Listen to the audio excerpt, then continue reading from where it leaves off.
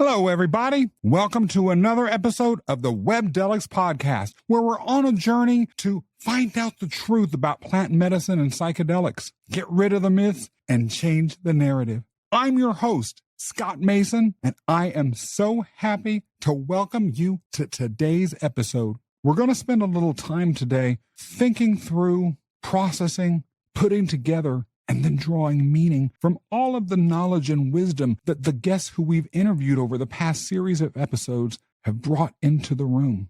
And then begin to think about how that relates to each of our lives. The interviews with the most recent series of guests that Webdelics pulled together have each focused on massive, big issues, and the discussions have been wide-ranging, and I've got to say, genuinely fascinating. We've touched on things like psychedelics and the law, psychedelics and their impact on the economy, and how the psychedelic renaissance may change the very structure of ethics, religious faith, or people's spirituality. We've talked about how psychedelics can completely alter how we view something as fundamental to our lives as the concept of career. We've had a fascinating and even provocative discussion about when and how we should have honest conversations about psychedelics with groups like our children. And we've gone really deep and talked about the implications of the psychedelics renaissance on long-term, seemingly intractable human evils like racism, poverty, and addiction. And if there's anything I've come to appreciate along the way, it's that the social, cultural, and fundamentally human issues that the psychedelic renaissance can touch upon and completely transform are as important and profound as any of the prior revolutions in the entire history of humanity. Now, I know that sounds dramatic, but I don't think it's an overstatement at all. You know, when I talk to my friends and colleagues about Webdelics and everything that I've learned so far on my journey through this incredible podcast, I sometimes can really relate to people who were living the days right before some of humanity's earlier major revolutions, like the agricultural revolution, the industrial revolution, even the technological revolution. We're going through our lives day to day, kind of being aware that these changes are happening around us, but not really thinking about the full scope of what they're going to mean for our lives. And so we can ignore them or maybe focus on this small part of it or read an article and be interested for a day or two, but then move on, not necessarily making the changes that we need to make or adjusting the worldviews that we have in the way that we need to in order to deal with those forthcoming revolutions. Until one day, all of a sudden, we're in the middle of those revolutions. Those social changes are there, and it's too late to move back. And either you've adjusted to it, put yourself in a position to take advantage of it, benefited from it, stepped into it, and accepted everything that is to come, or you get left behind. And if anything, this points to me to having important discussions about psychedelics and plant medicines right now. And I've got to say, being a part of this particular revolution is of major urgency for me because I care about people that can benefit from psychedelics and plant medicine. And I don't want them to be left out or left behind. The people I love deserve better than that. And I'd wager a fair amount of you listening or watching feel exactly the same way. And in fact, if it weren't for the great work that Webdelics is doing and the incredible opportunity that I've had to be the host of this podcast and walk with you on this journey, I might be one of those people who got left behind. With that in mind, for a second, let's consider the most recent major social and cultural revolution that we've gone through, the technological revolution. The technological revolution as a comparison point for the psychedelic renaissance is actually, in my opinion, particularly apt because it brings to mind the statements by one of our guests, Colette Condorcet-Schmidt, who in an episode that was primarily focused on understanding what shamanism is, went down a rabbit hole with me when she referred to psychedelics and plant medicines as a technology. I won't lie. At first, I was a little bit taken aback and skeptical when she referred to things like mushrooms or ayahuasca vines as technologies. Come on, they're part of nature, at least as far as I was concerned. But as I listened to her explanation and as I thought about it more and more later, I came to understand that it was actually next to impossible to argue with her. And I say that, by the way, as an ex-lawyer who's not afraid to argue. But in any event, thinking about psychedelics and plant medicines as technologies has actually helped me understand how they impact the larger world that we live in, to be able to pull a deeper meaning and then connect all of the dots with all of the guests that we've had in order to frame a cohesive narrative around what the psychedelic renaissance means for our future as a people and, in fact, as a species. For instance, one of the reasons that we've been able to succeed as a species has been because of our ability to create systems and underlying structures like the legal system, the economic systems that we have around the world, or even concepts like career that enable us to not just have our basic needs met, but to be able to thrive. That's why episodes like Dustin Hoffman's interview about psychedelics and the law, or Bram Rector's interview on psychedelics and the economy, even Cesar Marin's episode about how psychedelics helped him change his career path are so important. If the psychedelic renaissance puts major systems that enable our species to prosper and thrive, like the law, in a position where they're playing catch up, or is disrupting the systems that we have that serve similar functions, like the economy or the concept of career paths, into a position of extraordinary disruption, it's in the interest of every single person to understand this so we can best navigate and hopefully get ahead of those changes, as well as be prepared to cope with them when they actually come. I mean, let's just talk about the economy for a second.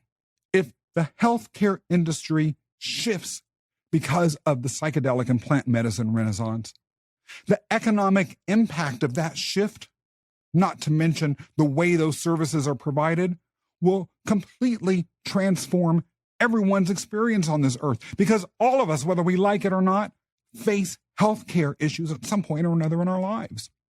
And so understanding the potential impact on the economy, even if it's just via changes in the healthcare system, puts us in a position where we're going to be able to make the choices we need to make on an individual level in order to be able to successfully navigate a system that may radically alter and during our lifetimes. In fact, potentially in the immediate future. Carrying the technological revolution metaphor a step further, I actually was surprised to find the episodes dealing with psychedelics and religion, spirituality, shamanism, and ethical systems to be oddly comforting. Ethical systems, religious organizations, the human spiritual experience have been both remarkably resilient and flexible throughout humanity's entire course. And that's a real strength.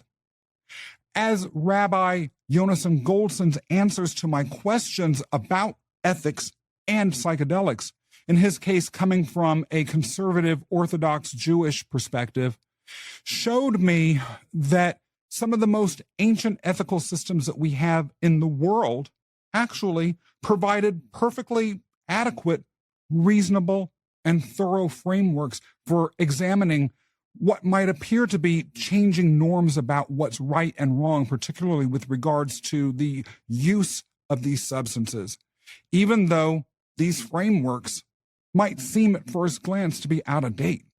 Similarly, Owen Fitzpatrick's discussion about how organized religion and people of faith might deal with the intensely personal and sometimes unorthodox approaches to spirituality that psychedelic engagement can bring was fascinating, because he pointed out that how you interpret and what you do with these substances from a spiritual and even a religious perspective is to a large extent dependent on what you're bringing into the room. So to the extent that there may have been perceived threats that the psychedelic renaissance present to religious beliefs, some of those, I figured after talking to the guests of those episodes, were perhaps a little bit overblown. But at the same time, between Owen's episode and Colette's episode, which talked in more depth about shamanism as both a way of viewing and interacting with the spiritual and the sacred that we might have lost as Western, in particular, religions move forward, as well as potential touch points for neurodivergence and how we view the human brain's interaction with others throughout the social sphere, really also got me to understand that from a spiritual perspective, in particular, the psychedelic and plant medicine revolution opens doors to shifts in understanding, broadening of our spiritual perspectives, possibilities to become open to things that we might not have been open to before, as well as pulling lessons from the past and integrating them into a new era that all of us are entering into as these substances become more normalized within our society. I will argue strongly, and I bet a lot of you would agree, that evils such as the opioid epidemic, poverty, and racism aren't just social ills, but they're manifestations of spiritual ills too. With that in mind, I found the episodes featuring Nathaniel Brown, Charles Patty, and Talia Eisenberg discussing those exact problems and the implications of the psychedelic and plant medicine revolution upon how we as a culture handle them, to make the strongest possible case for embracing that change. To my eyes and to my heart, Charles Patty put it perfectly when he eloquently stated that disconnecting from each other creates a spiritual wound, and that every time we wound each other, it's like we're poisoning God. And if you're willing to accept that thought, and I definitely do, then how can we turn away from a renaissance that may reconnect people who are in poverty from the rest of us? Or, as Nathaniel Brown so boldly stated, how can we not want to lean into a different world in which people who have suffered wounds because of racism are able to connect to their own inner power that was stripped away? And then we, in turn, as people of different racial groups, are able to come together. Why wouldn't we want that better world? And then, as Talia Eisenberg's interview so poignantly set forth, how could we not, as people of goodwill, want to embrace something that allows those who are suffering from disconnect with themselves because of addiction to reconnect, become whole again inside, and then reconnect with their families and their loved ones, and later the world as a whole? How couldn't that be a revolution that all of us don't want to be a part of? I'll bet you're beginning to understand how and why the psychedelic and plant medicine renaissance has the power to be more hard-hitting, more expansive, and more personal than any of us might have imagined when we began this journey together. And on the topic of personalizing this renaissance, the next series of episodes is specifically designed to begin to move beyond the big picture and into the day-to-day lives that both we and those we care about have to experience every day, and what psychedelics and plant medicines can mean for transformation in areas of your life that you might not have even begun to imagine could be affected? Are you a parent struggling with a troubled teenager? Are you feeling burned out by your job? Do you have a toxic boss, or are you worried that you're becoming one? Are you or someone that you care about struggling with issues related to aging or even with the end of life? Do you ever feel like you wish you could just be a little kid again out in the world, go on that trampoline and bounce around for a while? Are you striving to become a better leader?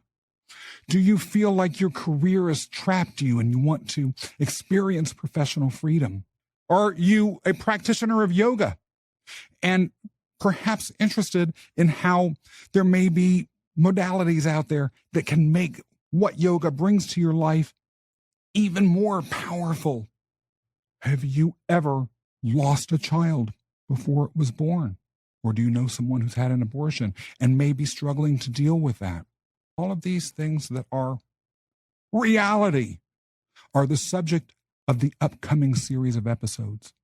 The stories that you're going to hear, the thinking that you're going to get to take in, and the potential opportunities for new ways of dealing with the challenges that everyday folks just like me face all the time are going to blow your mind and actually help you live a better life. This next part of the journey is perhaps the most exciting one of all, and I cannot wait to go on it with you.